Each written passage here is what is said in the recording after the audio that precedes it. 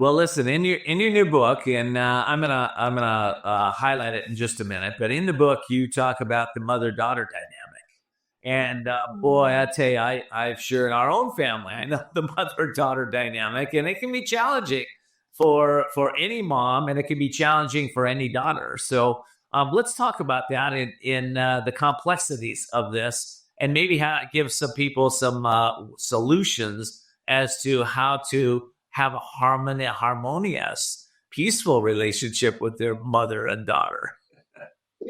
Is that Yeah, possible? I think we don't look at it as having an end result. We instead look at it as a process that we're trying to figure out along the way. For instance, I just spent time with my daughter over the Thanksgiving holiday, and we had a couple challenges. And it's not easy for me. It actually breaks my heart when we're not doing well together. But we also have so many moments that are just precious and tender and wonderful. So it is a work in progress. I did write this book, book proposal. Actually, when you write a book these days, you're usually doing a proposal, so you get the publisher and then they do that whole process and then they decide to give you an advance and write the book. But I had written this years back when she was still a late teen, and we had many more and different challenges then. But the whole concept is that the mother-daughter relationship is so precious, but it's also very tender, and it can be very tricky. And we take a lot of our own baggage from our own relationships with our moms, and we filter that into our relationship with our daughters. And so it's a book about understanding harmony, disharmony, and repair. It's a very important concept. Harmony, disharmony, and repair. I want to focus on the repair for a second. It seems like if a mom's doing a good job, she might be wounding her child in some way, not physically. I'm talking mentally, emotionally, not meaning to, maybe, setting a boundary that the daughter doesn't like, right? Maybe in high school, you can't go out at this time of night.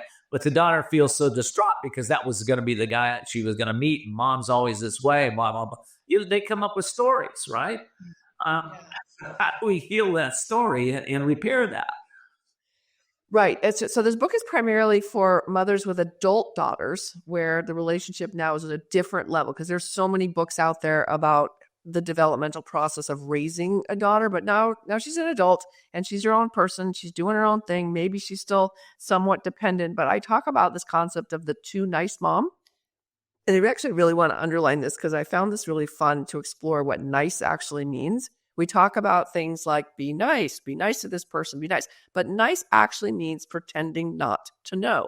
So we're actually living in a little bit of denial of life. And my favorite story I have is when my daughter was about 4 years old and we're at a grocery store and there is a gentleman in line in front of us, and he did have a rather large nose. And my daughter points to him in her innocent 4-year-old way and says, "Mommy, that's the biggest nose I've ever seen." So my heart goes, oh my gosh, what am I going to do with this right now? Is this guy going to be insulted because she said it right in front of him?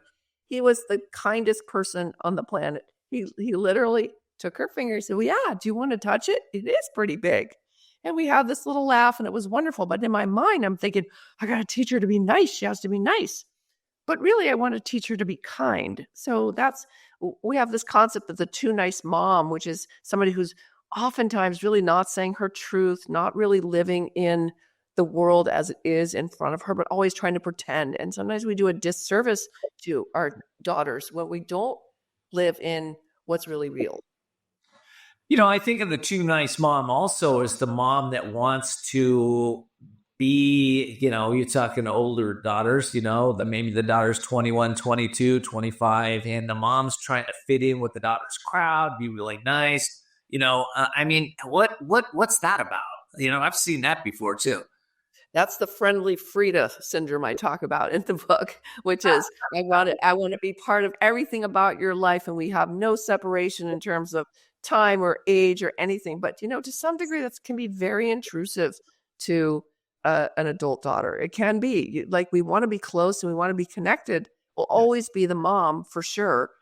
And we want to be friends in that way that's really yummy and delicious, but we don't want to overstep our boundaries. Our daughters get to have their own lives, their own separate sense of self. Okay. In the book, you give some specific advice about repairing that strained mother-daughter relationship. In the book, I know you challenged them. Can you give us some examples of maybe how you do that?